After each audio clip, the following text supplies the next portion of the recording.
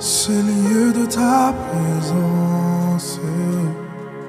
Nous avons besoin de toi. Et ce matin, nous allons partager le thème que nous sommes en train de partager, le thème de l'Église. Merci Seigneur. Et le thème de l'Église, c'est vaste, c'est grand. Parler de l'Église, on ne sait pas parler de l'Église à un mois, c'est tellement vaste. Parce que l'Église, comme corps du Christ, et l'Église comme organe, comme corps du Christ, ou l'Église comme organisme, ou Église comme communauté. Et nous avons beaucoup à partager sur l'Église. Et ce matin, je vais vous partager, mes bien-aimés, nous allons parler sur la croissance de l'Église. C'est la croissance de l'Église. Mais bien aimé, la croissance de l'Église n'est pas seulement spirituelle, mais aussi numérique. Amen. Et la croissance de l'Église n'est pas quelque chose qui dépend d'une personne. La croissance de l'Église ne dépend pas seulement du révérend ou du pasteur ou des diacres ou des diaconesses. Non, la croissance de l'Église dépend de nous qui sommes dans l'Église. Si nous voulons vraiment qu'il y ait la croissance de l'Église, il faut que ce désir soit animé par tout le monde dans l'Église. Amen. Et là, nous allons vivre la croissance de l'Église.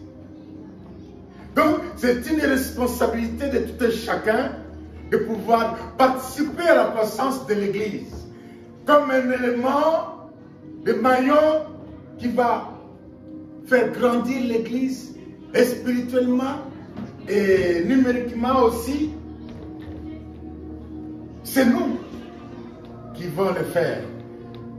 N'attends pas que les autres puissent faire à notre place.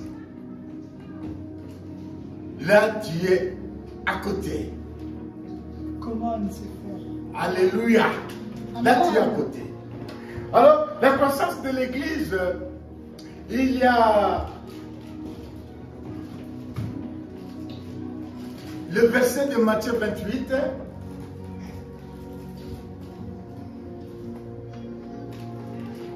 Le verset de Matthieu 28, 19, voilà, merci. En effet, de toutes les nations des disciples, les baptisant au nom du Père, du Fils et du Saint-Esprit. En effet, de toutes les nations, les disciples. Amen.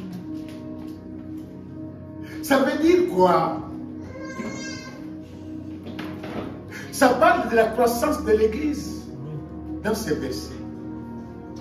Faites des nations les disciples, toutes les nations, c'est pour que l'Église ait des disciples dans son sein. Alors, ce devoir est donné à nous tous d'aller dans toutes les nations. C'est donné à nous tous pour qu'il y ait des disciples de l'Église, pour toucher les gens du dehors. Allez. Et cela vient pour accompagner l'Église à croître dans son sein. Et j'essaie de jeter un coup d'œil dans le dictionnaire. Ils m'ont dit la croissance, c'est une action. Et quand on parle de l'action, donc quelque chose que tu fais en toi, c'est une action de croître, c'est une action de se développer. Et ce verset de 28, Matthieu 28, nous parle de la croissance de l'Église. Allez, pour que l'Église ait des disciples. Et Jésus a montré l'exemple de la croissance aussi.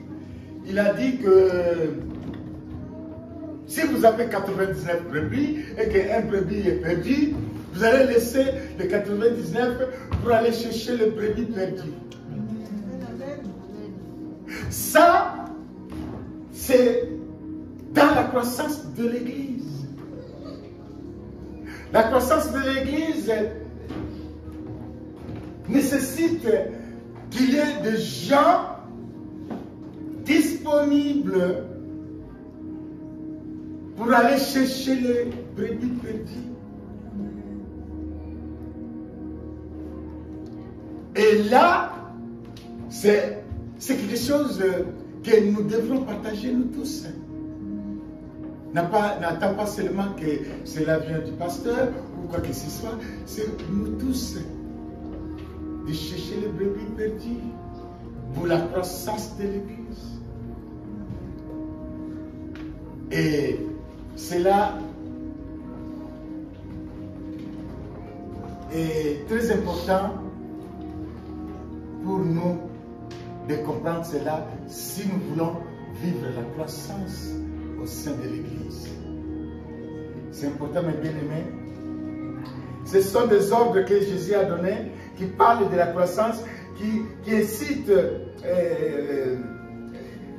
que l'Église puisse être bénie numériquement dans la croissance afin que l'Église puisse grandir en nombre et afin que l'Église puisse grandir spirituellement.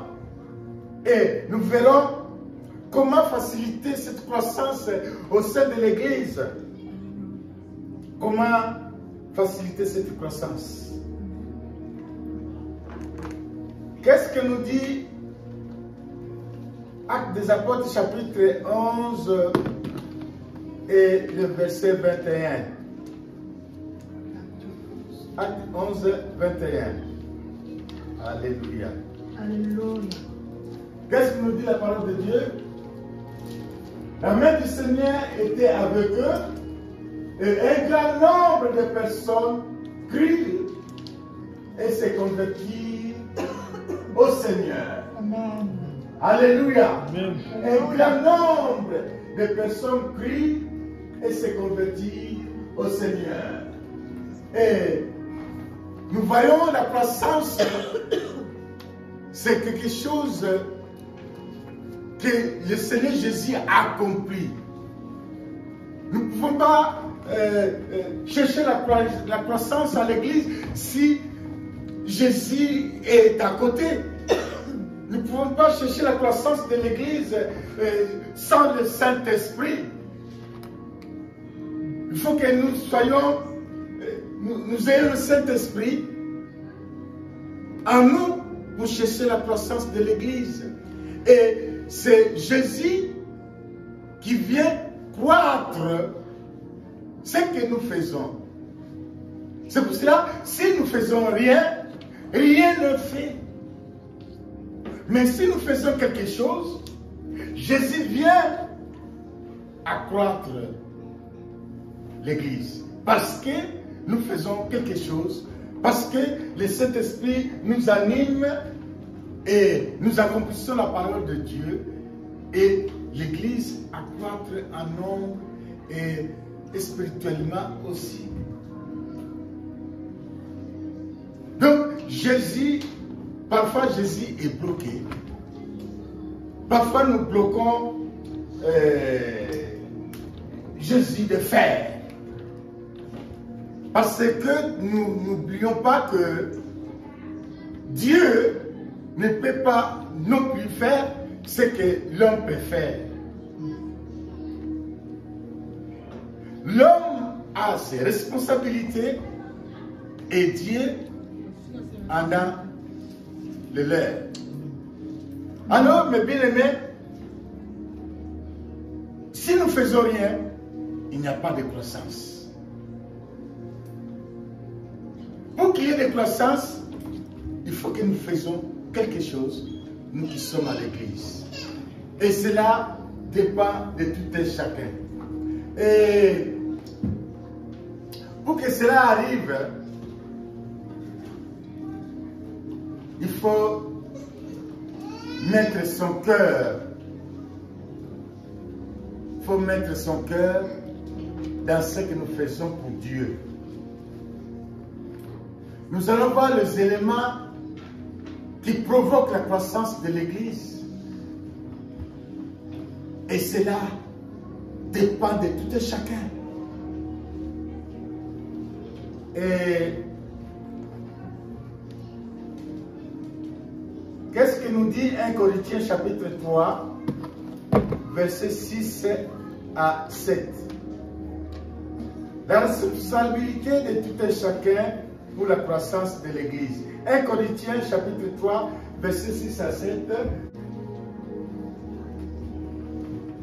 J'ai planté, là c'est l'apôtre Paul qui parle, j'ai planté, Apollos a arrosé, Mais Dieu a fait croître. mais Dieu a fait croître. Amen. Amen. Alléluia. Amen. Vous voyez les interventions? Amen. Pour que Dieu puisse croître, vous voyez les interventions. Il y a ceux qui arrosent, il y a ceux qui plantent, et Dieu vient arroser. Si nous ne plantons pas, si nous n'arrosons pas, comment Dieu viendra croître ce que nous faisons pour l'Église? Amen. Donc cela est notre responsabilité pour laisser Dieu de faire le travail. Alléluia. Merci pour la compréhension. Mais, et alors, qui est dans le camp d'arroser, qui est dans le camp d'accroître, de planter, voilà. Alors, ce matin, il est temps de prendre une décision. Ce matin, pour que tu deviennes un élément dans la croissance de l'Église. Amen. Alléluia. Amen. Prends une décision ce matin et le Saint-Esprit te montrera si tu es quelqu'un qui plante ou si tu es quelqu'un qui arrose. Ne fais pas le choix personnellement. Laisse le Saint-Esprit t'accompagner pour faire les choix. Yes. Alléluia. Amen. Mais quand tu le fais personnellement, tu ne vas pas y arriver. Car sans le Saint-Esprit, nous ne pouvons rien faire. Amen. Et la parole de Dieu est sans effet. Sans le Saint-Esprit. Alors, laissez le Saint-Esprit nous ouvrir les yeux pour se mettre dans le camp ou de celui qui arrose ou de celui qui plante. Et c'est maintenant. Amen. Et le Saint-Esprit va te montrer comment arroser, comment planter. Le Saint-Esprit te montrera. C'est pour cela que j'ai dit tout à l'heure, il faut avoir les yeux spirituels ouverts. Les yeux spirituels ouverts n'est pas seulement de voir des choses... non, non, non. Des yeux spirituels ouverts, c'est quelqu'un qui a déjà la facilité de comprendre les choses spirituelles. Et pour comprendre les choses spirituelles, mes bien-aimés, ça c'est la vérité. Sans l'obéissance, c'est difficile que tes yeux soient ouverts. Si tu veux ce matin que tes yeux spirituels soient ouverts, rentre dans l'obéissance. Amen. Quand tu rentres dans l'obéissance, tu vas commencer à voir des choses Amen. que les autres ne voient pas. Mm. Un jour, j'ai demandé, bon, dommage qu'il y a toujours les mêmes personnes qui viennent le vendredi. Nous avons reçu quelque chose le vendredi, un message que le Saint-Esprit nous a parlé ce vendredi. Et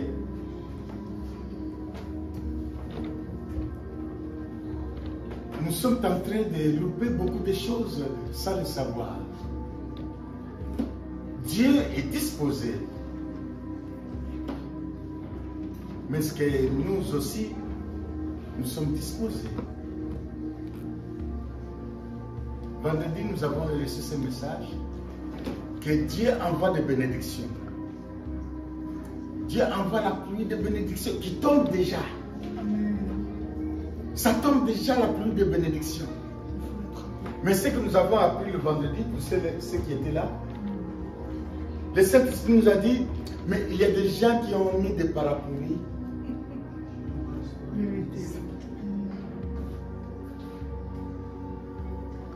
La pluie de bénédiction tombe. Mais il y a des gens, ils ont mis des parapluies. Et quand je voyais cette image, mais je me suis posé la question, j'ai dit, mais Seigneur, mais pourquoi encore des parapluies là qui bloquent les bénédictions? C'est fort. Et le Saint-Esprit m'a dit tout simplement, c'est l'incrédulité. Tout simplement. Quand tu es incrédule, tu n'attends pas. Tu bloques les bénédictions de Dieu. Amen.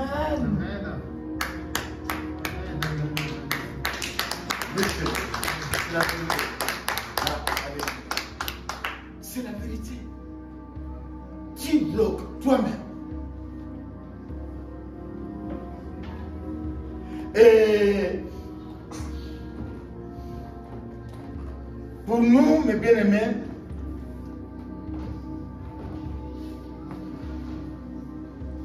ne mettons pas de parapluie. Laissons la bénédiction de Dieu prendre place dans nos cœurs, afin que nous puissions participer à la croissance de l'Église. Et cela nous attend. Nous qui sommes au tabernacle, nous attend. Mes bien-aimés,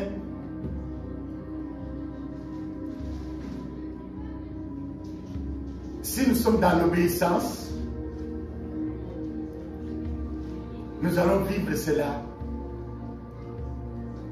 Parce que l'obéissance, c'est une porte ouverte à Dieu pour laisser l'Esprit de Dieu travailler en nous. Amen. Amen. Amen. Alléluia. Et pour vivre la croissance, mes bien-aimés, il faut déjà mettre Christ au centre de notre Église. Alléluia. Il faut mettre Christ au centre de notre Église. Parce que c'est lui qui a dit, sur cette pierre, je bâtirai mon Église. Amen. Sur cette pierre, je bâtirai mon Église. C'est Jésus qui l'a dit. Et il va le bâtir avec qui? S'il n'y a pas ceux-là qui vont participer pour bâtir l'Église. Jésus est au centre de l'Église. Et je voudrais vous dire, mes bien-aimés, les éléments qui attirent la croissance à l'Église. Les éléments qui attirent la croissance. La première chose, si nous voulons vraiment expérimenter la croissance dans notre Église, la première chose, mes bien-aimés, la première chose, c'est l'amour que nous avons les uns aux autres. Amen. C'est la attitude du monde. Quand le monde nous voit comment nous nous aimons, et qu'est-ce que nous dit tout simplement la parole de Dieu? Jean 13, 34.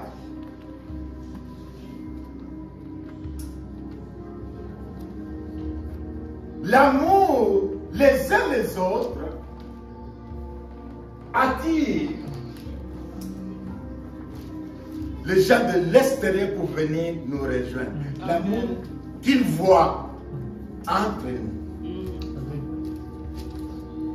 Et un jour, il y a une personne qui m'a dit que, pasteur, si tu me vois revenir dans l'église, l'accueil que j'ai eu le premier jour est resté à moi. Amen. La personne m'a dit ça. Si vous me voyez, continuez à venir, parce que le premier jour que je suis venu à l'église, la façon dont vous m'avez accueilli est restée à moi. Amen. Tout simplement, cette façon a fait que la personne reste avec nous. Et l'amour les uns les autres, comme nous dit la parole de Dieu, je vous donne un commandement nouveau, aimez-vous les uns les autres comme je vous ai aimé. Vous aussi, aimez-vous les uns les autres. L'amour, mes bien-aimés, entre nous, s'attire et ça participe à la croissance de l'Église. Tout simplement, l'amour.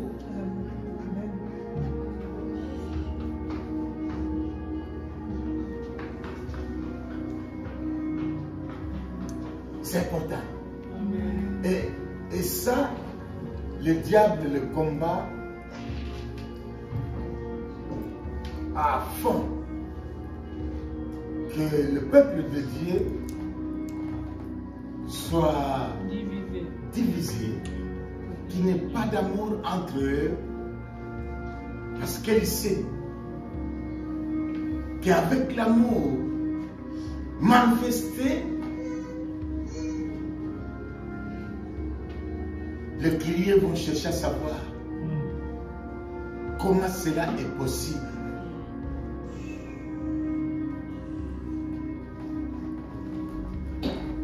Voilà la première chose qui attire la croissance au sein de l'Église. Si les gens de l'extérieur entendent des bruits, de la haine, des divisions, des critiques, des murmures au sein de l'Église, ça bloque la croissance de l'Église. Ça bloque. Participons à la croissance de l'Église à travers l'amour que nous pouvons avoir, que Jésus nous demande les uns les autres. C'est ça l'obéissance pour créer la croissance. Sans l'obéissance, cela est difficile. C'était la première chose, si nous voulons vraiment vivre cela, l'amour. Et la deuxième chose, c'est la prière. Amen. La prière, mes bien-aimés, tu sais, le niveau spirituel d'une église, ça se mesure. La façon dont le peuple de l'église, dans l'église, prie.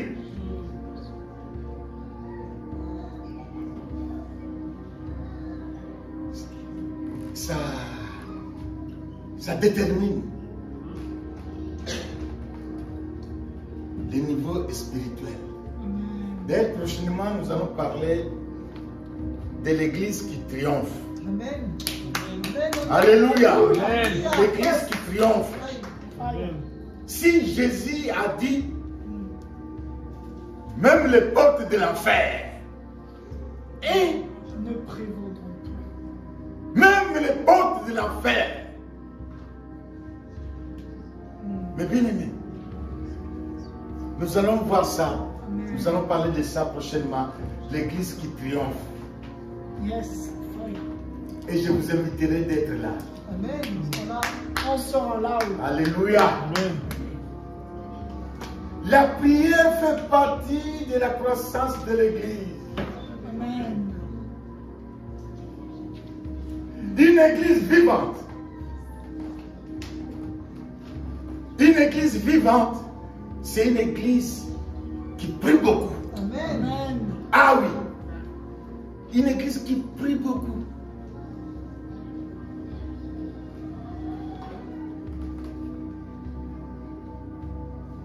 La prière, c'est un élément de croissance de l'église. Et cherche à rentrer dans ce ministère de la prière.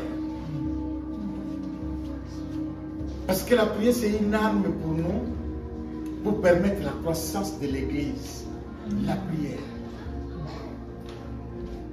Et l'église qui néglige la prière, c'est une église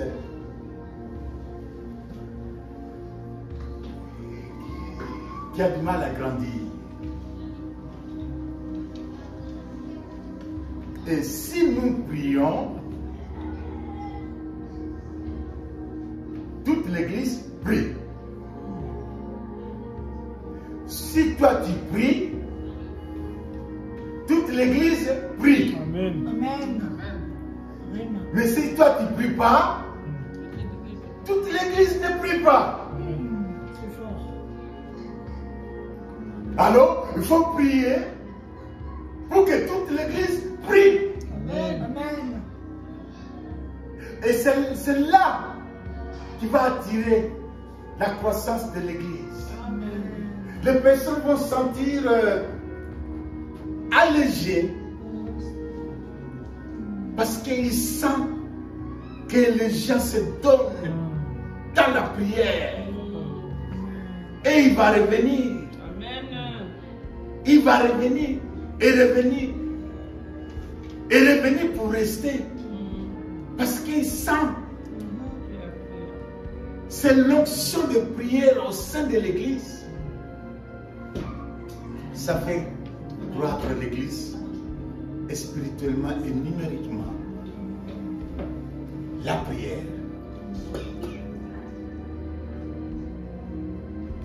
Et il faut prier.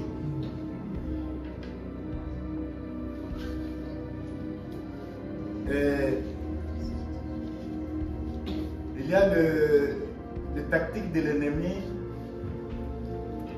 Parfois, il nous dit que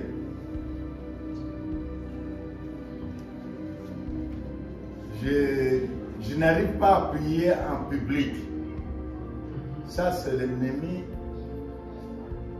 qui nous le dit souvent.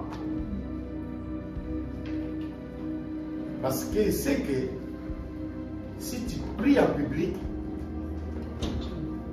l'autre qui est à côté de toi va encore prier. Amen. Alors il te dit, non, non, pas prier en public, non, prie dans ton cœur. Mais bien aimé, la parole c'est une force. Quand tu déclares de ta bouche, Amen. ah oui, c'est une force. Yes. Je confirme. Certaines choses, mes bien-aimés, il ne faut pas lutter au fond du cœur. Tu vas risquer d'être terrassé par l'ennemi. Et vérité. Si Jésus a dit, il est écrit, il prononçait des paroles C'est ça même. de la Bible. Amen. Et l'ennemi était terrassé. Yes. Parce qu'il déclarait de sa bouche Si tu confesses le Seigneur de ta bouche, c'est une force. Amen. Mais l'ennemi vient nous dire, non, pour toi, non, publiquement, non, tu refuses. Sors de là. Et Quand tu vas rentrer chez toi, prie. Ne prie pas ici. Prie chez toi. Je sais pourquoi j'ai dit ça. J'ai les yeux ouverts. Amen. Je sais pourquoi j'ai dit ça. Ne prie pas ici. Quand tu vas arriver chez toi, fais cette prière. Dis que je refuse de prier au fond du cœur. Je vais commencer à prier avec des paroles qui sortent de ma bouche. Amen. Fais-le chez toi.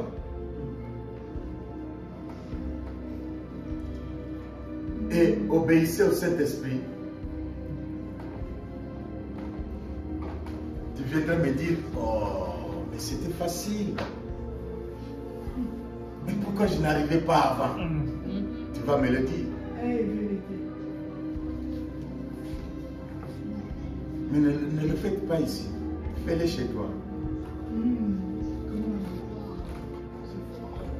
Parce que, ah bon, je ne vais pas rentrer là, mais fais-le chez toi. Je sais pourquoi je le dis, de le faire chez toi. La prière, Actes des Apôtres, chapitre 2, verset 42. Qu'est-ce que nous dit la parole de Dieu?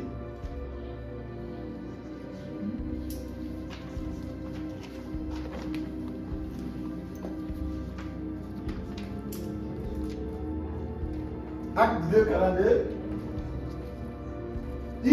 Il persévère dans l'enseignement des apôtres, dans la communion fraternelle, dans la fraction du pain et dans le prière. Et dans le prière. Et dans le prière. Et après il dit quoi? Et dans le prière. La crainte s'emparait de chacun et il se faisait beaucoup de prodiges et de miracles par les apôtres. Alléluia! Merci Seigneur. Merci Seigneur. Mais bien aimé, la prière excite l'esprit de la croissance au sein de l'Église. La prière. Nous voulons vivre la croissance au tabernacle, la prière. Amen. La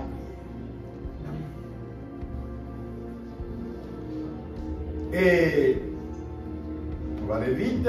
Et la troisième chose, il y a la foi des membres de l'Église. Actes chapitre 16, verset 5. Il y a la foi. Mais bien aimé, si nous avons la foi, nous allons vivre la croissance de l'Église. Amen. Amen. La foi en Dieu, la foi dans la parole de Dieu, la foi dans le Saint-Esprit. Si nous avons cela, nous allons vivre la croissance. Amen. Moi, j'ai ce témoignage que je l'ai dit souvent.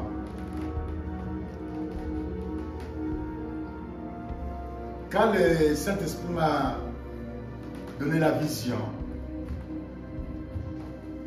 c'était pas facile. Parce que j'étais, je peux dire, tout seul avec ma famille. Et la vision est venue. Et il faut le faire. Et j'étais sûr que c'est Dieu quoi. J'étais sûr que la vision venait de Dieu. Je me suis pas tracassé, je me suis mis dedans. Amen. Et dans la foi, je me suis mis dedans. Et lui, il a fait le reste. Alléluia. ayons la foi en Jésus, à la parole de Dieu, au Saint-Esprit. Ayons la foi, mes bien-aimés. Malgré l'adversaire qui vient détourner le plan de Dieu. Nous sommes là en conséquence, en connaissance des causes. Tu n'es pas là par hasard. Amen. Si Dieu est là, ça la connaissance des causes. Pourquoi tu es là? Pourquoi tu viens là? Pourquoi tu restes là? Pourquoi? Si nous sommes là, c'est en connaissance des causes. Et j'avais foi à la vision que Dieu m'a donnée, malgré tout ce que j'ai connu. Mais je suis resté intact avec ce que j'ai reçu au Seigneur. Je suis resté intact.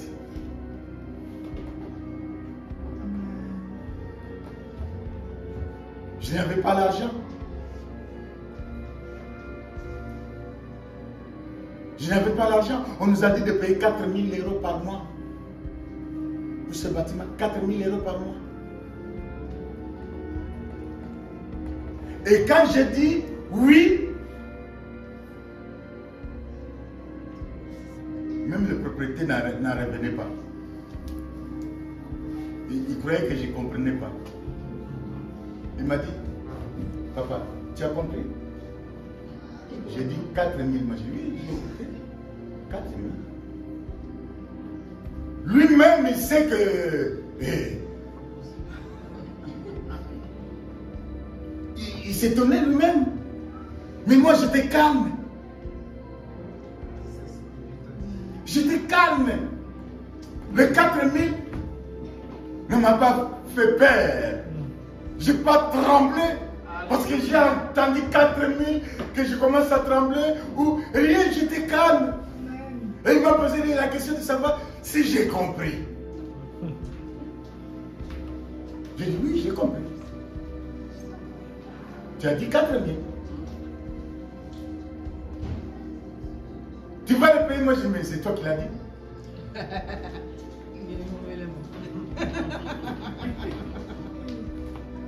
Et la foi dans ce que tu attends. Alléluia, amen. Et Dieu va accroître. La foi c'est important. Sans la foi, c'est difficile de vivre la croissance. Alors pour terminer, je vais aller un peu vite. Pour terminer, la croissance vient dans l'évangélisation. Aller dans toutes les nations. L'évangélisation.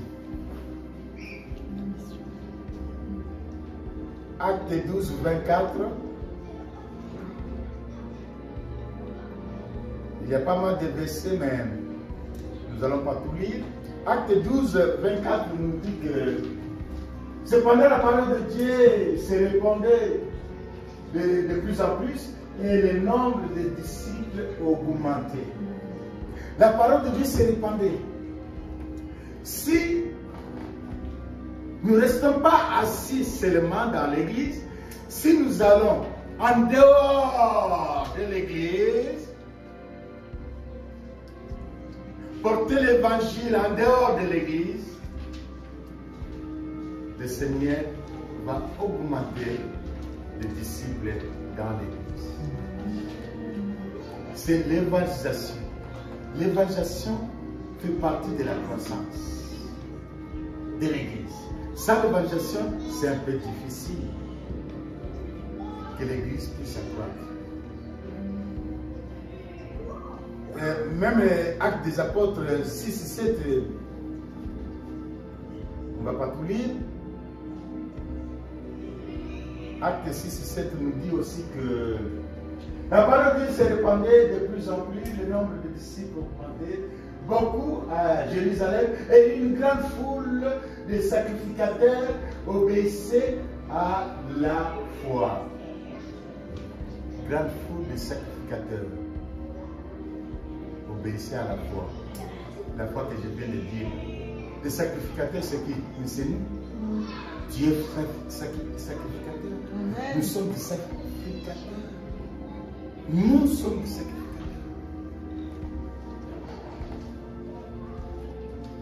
Mais bien aimé, pour terminer, la croissance de l'Église n'attend pas les autres. La croissance de l'Église t'attend, toi. N'attends pas les autres. Prends le temps d'être ou planteur ou arroseur. Prends le temps. Et d'ici fin de l'année, nous allons vivre les doubles, les triples, les quadruples de ce que nous sommes. Amen. Parce que lui, il va accomplir ce que nous faisons pour lui. Il va accomplir. Donc, cherchez dans la prière et choisir le camp de maintenant. Choisissez le camp. Ne dites pas que je ne connais pas la Bible. Non, ça n'a rien à voir. Ne dites pas que je ne sais pas prier. Non, ça n'a rien à voir. Ce qui a à voir, c'est de choisir ton camp de planteur ou d'arroseur. C'est tout. Le reste, ce n'est pas toi qui vas l'accomplir. Amen.